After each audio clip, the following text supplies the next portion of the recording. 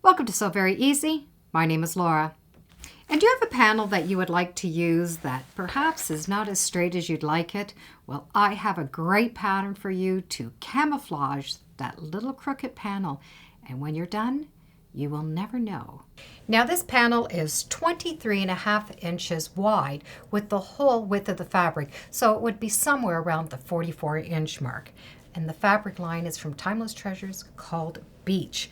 And it has a lot of really beautiful coordinates with it. It would be beautiful in a beach house or just when you think you're going to need a little beach in your life. But this is a very simple project, and you can use any panel that is going to start off about the same size. And I would recommend using a light gray for piecing the quilt. The light gray will blend very, very well with all the light colors, but it'll also blend in with the darker blues. So you won't have to continually change your thread.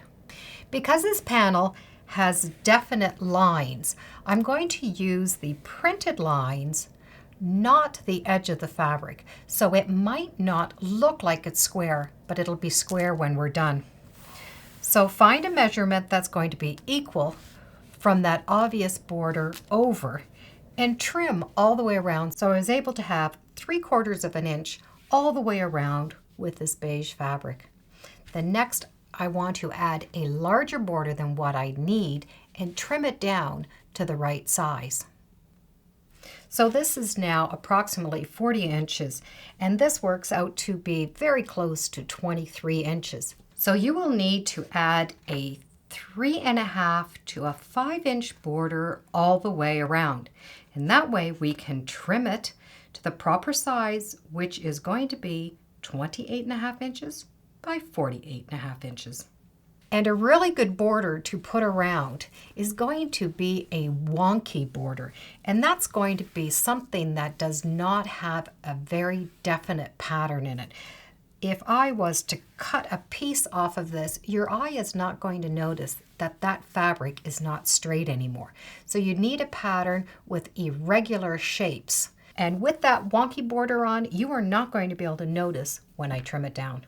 After your wonky borders have been sewn on, you can square this up to 28.5 inches by 48.5 inches.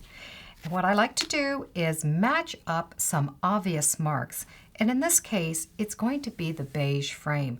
So I match up the two corners to smooth the fabric out so it lies flat. And I'm going to take the measurement from the fold. So this will be half the measurement.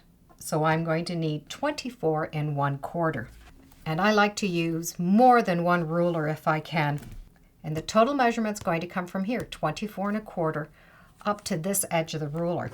And even though I've counted to make sure that I'm right, I do like to take a tape measure and measure the rulers at 24 1/4. Now I'm able to trim off and straighten up the one edge. And using this big square ruler as a guide, I'm able to move this ruler and cut off the edge. And when it's opened up, it's going to equal 48.5 inches. And to trim the sides, you're going to find the center of that panel. And from that center line, I'm going to measure over half. And by using the two rulers again, you're going to take the big ruler and have one line following the fold.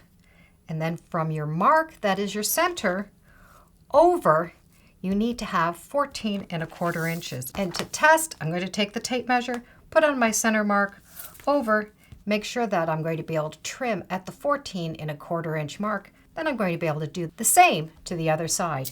Now we have a perfectly squared up panel. And to do the border, we are going to make a checkered border all the way around. We're going to need a total of 3/4 yards of dark and 3/4 light. Now you can get this just from a bunch of fat quarters, or you can do long strips. And cut these into strips at 2.5 inches. And keep your lights and your darks in two separate piles. Once the 2.5 inch strips have been cut, you need to sew them together in strip sets of 3. And you need to have light in the middle with the two dark on the outside, and dark in the middle with the two lights on the outside, and you need equal amount of the strip sets. So out of 3 fat quarters that are dark and 3 fat quarters that are light, once you make these strip sets, you will need a total of 12. So I have 6 of one and 6 of another. Now I need to cut these into 2.5-inch strips. Once we have all our stacks, we're going to be able to sew a light and a dark together. And you're going to make 4 long strip sets of the dark and light together. The first set, you're going to need 14 of these little pieces for the top and the bottom of the quilt. And we're going to be able to add those on now. When you do sew all the pieces together, on one end you're going to have 2 lights.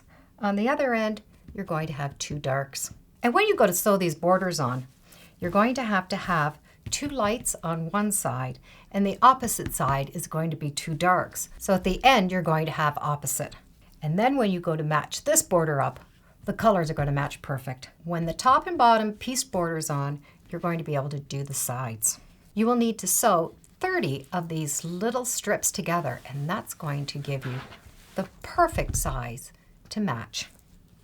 And you will be able to match up the patterns within the light and the dark being opposite, because on each end you have 2 lights and on the other end you have 2 darks. So if it doesn't match, just flip it. Match up your seams and sew the other 2 sides on.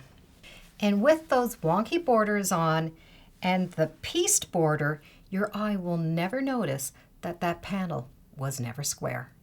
You will be able to now just continually add borders until you get to the size that you would like. And this is a great method for fooling the eye. Can you tell if that panel was crooked? Well, with that wonky fabric and that pieced border, it definitely gives the illusion that it was very straight. Only you will know how straight it was. I do hope you give this a try. It is a quick and easy way to finish off a panel. Thank you for joining me today on Sew Very Easy. Feel free to subscribe, and as always, come on back. Let's see what we're sewing next time in the sewing room. Bye for now.